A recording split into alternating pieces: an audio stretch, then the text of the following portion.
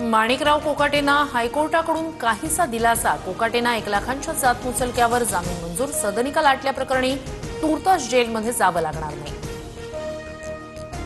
कोकाटेंच्या शिक्षेला हायकोर्टाकडून स्थगिती नाहीच। कोकाटेंच्या आमदारकीचा निर्णय विधानसभा अध्यक्षांनी घ्यावा, हायकोर्टाचे निर्देश।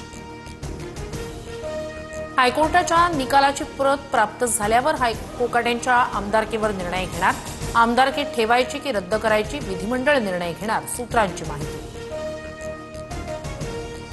लीलावतीमधील डॉक्टरांकडून माणिकराव कोकाटेंना बायपास सर्जरीचा सल्ला। 4 ब्लॉकेजेस असल्याची डॉक्टरांची माहिती। छातीत दुखत असल्यानं कोकाटेंवर आयसीयूत उपचार सुरू।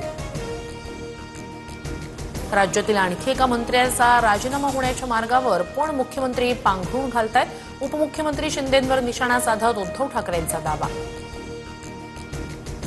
सातारा ड्रग्ज प्रकरणात मुख्यमंत्री फडणवीसांकडून एकनाथ शिंदेंची पाठराखण। शिंदेंसह कुटुंबियांचा ड्रग्ज प्रकरणाशी संबंध नाही, दिशाभूल करून संबंध जोडण्याचा प्रयत्न झाला, फडणवीसांनी आरोप फेटाळले। सातारा ड्रग्ज प्रकरणी ठाकरेंच्या खासदारांचं अमित शहांना पत्र। छापा टाकलेल्या जागेजवळच एकनाथ शिंदेंच्या भावाचं रिसॉर्ट, तिथून ड्रग्ज फॅक्टरीत जेवण जायचं। आरोप करत शिंदेंच्या राजीनाम्याची पत्रातून मागणी। पत्र पाठवण्यापेक्षा ठाकरेंनी शहांच्या पायाजवळ येऊन बसावं। शहांच्या चरणाशी कोण आलं तर ते निर्णय घेतील। आशिष शेलारांची उद्धव ठाकरेंवर टीका।